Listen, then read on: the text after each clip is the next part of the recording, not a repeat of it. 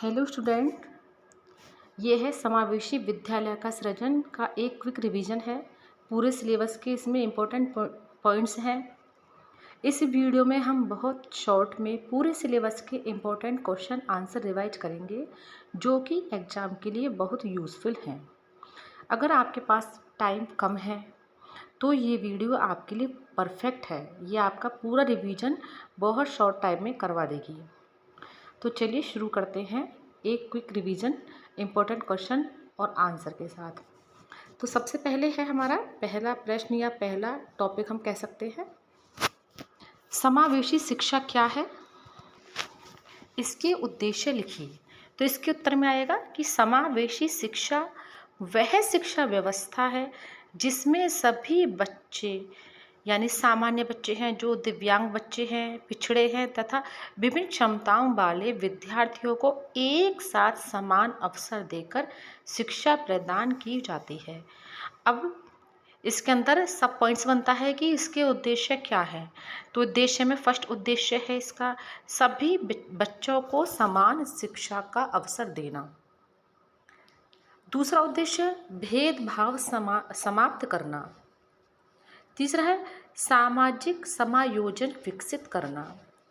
चौथा है आत्मविश्वास एवं आत्मनिर्भरता बढ़ाना। पांचवा है लोकतांत्रिक मूल्यों का विकास करना। अब ऐसे ही देख लीजिए, दूसरा प्रश्न है समावेशी विद्यालय की विशेषताएं लिखिए। इसके उत्तर में हम लिखेंगे विशेषताओं में, जैसे फर्स्ट है सभी बच्चों के लिए समान अवसर। दूसरी विशेषता है भेदभाव रहित वातावरण।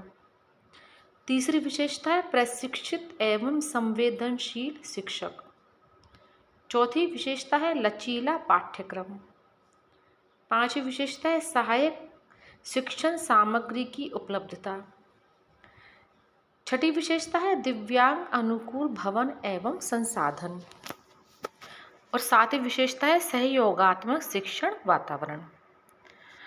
अब देखते हैं तीसरा प्रश्न या तीसरा इंपॉर्टेंट टॉपिक, समावेशी शिक्षा में शिक्षक की भूमिका स्पष्ट कीजिए। इसके उत्तर में हम लिखेंगे विद्यार्थियों की व्यक्तिगत आवश्यकताओं को समझना। दूसरा है इसमें समावेशी वातावरण तैयार करना। तीसरा है उपयुक्त शिक्षण विधियों का प्रयोग करना। चौथी है अभिभावकों एवं समुदाय से सहयोग लेना। पांचवी है विद्यार्थियों में आत्मविश्वास विकसित करना। और छठा है इसमें सहायक तकनीक का उपयोग करना। अब चौथा इंपॉर्टेंट टॉपिक है समावेशी शिक्षा एवं विशेष शिक्षा में अंतर लिखिए। तो हम इस प्रकार से कॉलम बनाएंगे, समावेशी शिक्षा, विशेष शिक्षा। समावेशी शिक्षा में सभी विद्यार्थी साथ पढ़ते हैं। विशेष शिक्षा में क्या होता है कि जो दिव्यांग बच्चे हैं उनको अलग शिक्षा प्रदान की जाती है। अब दूसरा, समावेशी शिक्षा में समान अवसर पर बल दिया जाता है। विशेष शिक्षा में क्या होता है, विशेष आवश्यकताओं पर बल दिया जाता है।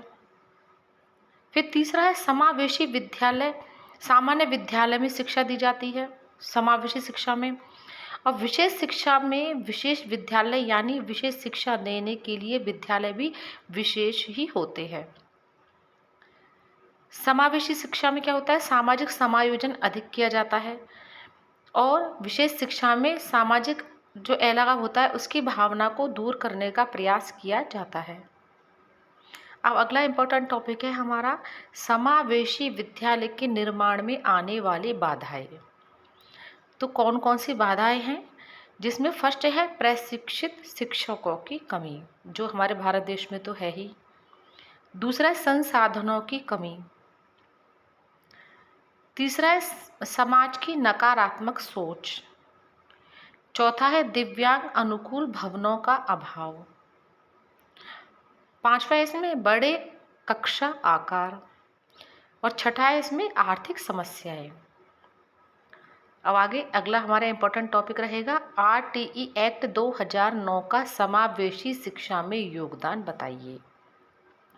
इसके उत्तर में हम लिखेंगे फर्स्ट पॉइंट है 6 से 14 वर्ष तक निःशुल्क एवं अनिवार्य शिक्षा। दूसरा है इसमें सभी बालकों को समान शिक्षा का अधिकार देना। तीसरा है भेदभाव रहित शिक्षा व्यवस्था। चौथा है कमजोर वर्गों के लिए आरक्षण। और पांचवा है समावेशी शिक्षा को बढ़ावा देना। अब अगला इम्पोर्टेंट टॉपिक रहेगा हमारा RPWD एक्ट 2016 क्या है। इसका उत्तर हम लिखेंगे RPWD एक्ट 2016 यानी rights of persons with disabilities act. दिव्यांग व्यक्तियों के अधिकारों की सुरक्षा हेतु ये कानून बनाया गया है। तो इस कानून में क्या क्या उद्देश्य हैं इस कानून के, उसमें हम देखते हैं इसके मुख्य प्रावधान क्या है। इसमें फर्स्ट है समान अवसर प्रदान करना। दूसरा है शिक्षा एवं रोजगार में आरक्षण। तीसरा है दिव्यांगता की 21 श्रेणियां। और चौथा है समावेशी शिक्षा को बढ़ावा देना। अब अगला हमारा इम्पोर्टेंट टॉपिक है IEP क्या है। इसके उत्तर में हम लिखेंगे IEP यानी इंडिविजुअलाइज्ड एजुकेशन प्रोग्राम एक व्यक्तिगत शैक्षिक योजना है जो विशेष आवश्यकता वाले बच्चों की ज़रूरतों के हिसाब से बनाई जाती है। इसके उद्देश्य क्या है। इसमें फर्स्ट उद्देश्य है व्यक्तिगत सीखने में सहायता देना। दूसरा शिक्षण को प्रभावी बनाना। अगला इम्पोर्टेंट टॉपिक है समावेशी शिक्षा में ICT का महत्व लिखिए। ICT यानी इंफॉर्मेशन एंड कम्युनिकेशन टेक्नोलॉजी। इसके उत्तर में हम लिखेंगे सीखने को सरल एवं रोचक बनाना है, इसका उद्देश्य है। दूसरा दृष्टि बाधित एवं श्रवण बाधित बच्चों की सहायता करना। तीसरा डिजिटल सामग्री उपलब्ध कराना। चौथा है ऑनलाइन शिक्षण सुविधा। और पांचवा है आत्मनिर्भरता बढ़ाना। अब अगला इम्पोर्टेंट टॉपिक है हमारा समावेशी शिक्षा के सिद्धांत लिखिए। इसके उत्तर में फर्स्ट हम लिखेंगे समानता का सिद्धांत। दूसरा है सहभागिता का सिद्धांत। तीसरा है सहयोग का सिद्धांत। चौथा है व्यक्तिगत भिन्नता का सम्मान। और पांचवा है लोकतांत्रिक शिक्षा। तो स्टूडेंट इसमें सिर्फ मैं आपको पॉइंट्स बता रही हूँ, ये क्विक रिवीजन है यानी परीक्षा के अंतिम समय में परीक्षा से कुछ टाइम पहले हम सारा सिलेबस नहीं पढ़ सकते हैं। हम सिर्फ सरसरी निगाह से कुछ मेन टॉपिक है पॉइंट्स है उनको ही देखते हैं। तो जब आप अपने एग्ज़ाम देने जाएं उससे पहले ये 10-15 मिनट की वीडियो है, इसको आप ज़रूर देख के जाना। इससे क्या है आपका रिवीजन बहुत कम समय में अच्छे से हो जाएगा।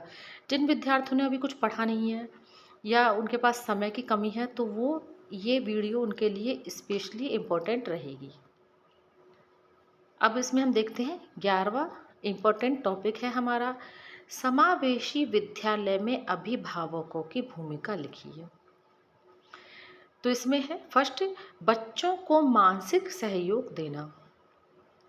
दूसरा है इसमें विद्यालय के साथ समन्वय बनाए रखना। तीसरा है बच्चों की समस्याओं की जानकारी देना। चौथा है घर पर अध्ययन में सहायता करना। पांचवा है सकारात्मक वातावरण बनाना।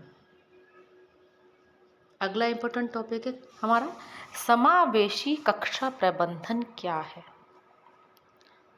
इसका उत्तर है ऐसी कक्षा व्यवस्था जिसमें सभी विद्यार्थियों की आवश्यकताओं को ध्यान में रखते हुए शिक्षण कार्य संचालित किया जाए वह समावेशी कक्षा प्रबंधन कहलाता है। इसकी विशेषताएं देखते हैं क्या है। इसमें फर्स्ट है सहयोगात्मक वातावरण। सेकंड है अनुशासन एवं समानता। थर्ड है लचीली शिक्षण विधियाँ। अगला इम्पोर्टेंट टॉपिक है NEP 2020 का समावेशी शिक्षा में योगदान नेशनल एजुकेशन पॉलिसी। इसका शिक्षा में क्या क्या योगदान है समावेशी शिक्षा में। इसके उत्तर में पहला पॉइंट है सभी के लिए गुणवत्तापूर्ण शिक्षा। दूसरा है दिव्यांग विद्यार्थियों के लिए विशेष सुविधाएं। तीसरा डिजिटल शिक्षा को बढ़ावा देना। चौथा है इसमें बहुभाषी शिक्षण। पांचवा है समान अवसर एवं समावेशिता पर बल। अब अगला इम्पोर्टेंट टॉपिक है हमारा, समावेशी शिक्षा की आवश्यकता क्यों है। इसके उत्तर में हम लिखेंगे पहला पॉइंट, सामाजिक समानता स्थापित करने हेतु, यानी सभी को समान अधिकार मिले, इसकी स्थापना के लिए। फिर दूसरा है भेदभाव समाप्त करने के लिए। तीसरा है आत्मनिर्भर समाज का निर्माण करने के लिए। चौथा है सभी बच्चों का सर्वांगीण यानी चहुमुखी चारों तरफ से विकास करने के लिए। और पांचवा है लोकतांत्रिक मूल्यों के विकास के लिए। अब देखते हैं हमारा लास्ट टॉपिक और महत्वपूर्ण टॉपिक, समावेशी विद्यालय के निर्माण हेतु सुझाव लिखिए। तो उसमें फर्स्ट हम लिखेंगे शिक्षकों को विशेष प्रशिक्षण देना। दूसरा दिव्यांग अनुकूल भवन बनाना। तीसरा आधुनिक शिक्षण सामग्री उपलब्ध कराना। चौथा है अभिभावकों का सहयोग लेना। और पांचवा है सकारात्मक सामाजिक दृष्टिकोण विकसित करना। तो विद्यार्थियों, समावेशी विद्यालयों का सृजन, इस पेपर के जो भी इम्पोर्टेंट फैक्ट बनते हैं, इसका हमने पूरे सिलेबस को देखते हुए एक क्विक रिवीजन किया है। आपके पास समय का अभाव है और आप एग्ज़ाम देने जा रहे हो, उससे पहले मेरी इस वीडियो को ज़रूर देखें, आपको इसमें काफ़ी सहायता मिलेगी।